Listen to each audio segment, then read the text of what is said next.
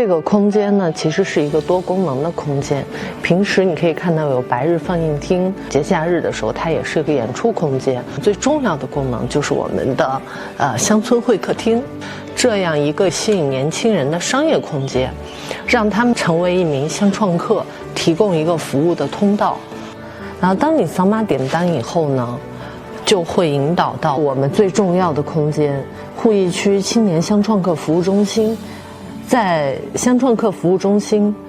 你会获得这样一个联系通道，留下你的姓名和方式和你感兴趣的创业项目，提交以后，我们马上就会有专员联系到这位乡创客。